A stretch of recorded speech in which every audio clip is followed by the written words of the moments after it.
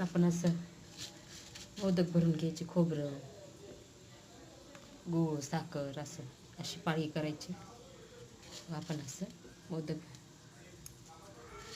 त्यात भरून घ्यायचं, असं असे मोदक करून घ्यायच्या.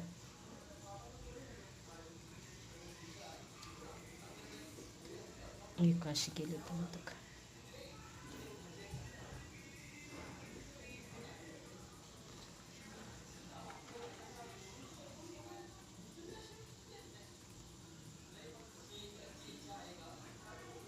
चला मोदक करूत आपण.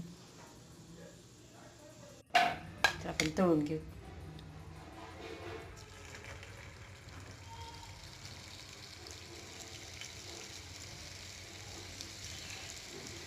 तुम्ही उकडून बी घेऊ शकता, पण मी तळूनच करते. असं टाकायचे होते, चांगली लाल होईपर्यंत तळून घ्यायचे.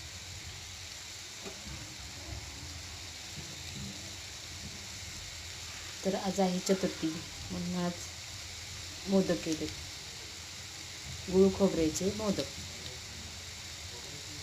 तर कसे वाटले नक्की करून बघा आणि मला सांगा कमेंटमध्ये. खायला छान लागते, लेकरं आवडीनं खाते. करा. गणपती बाप्पांना नैवेद्य मोदकाचाच असतो. असं तेल सोडायचं आणि थोडं तळून घ्यायचं.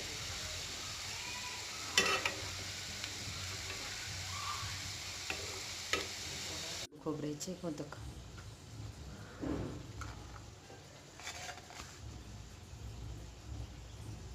कसे वाटले? आवडले तर लाईक करा, शेअर करा, सबस्क्राईब करा. धन्यवाद. या मोदक खायला.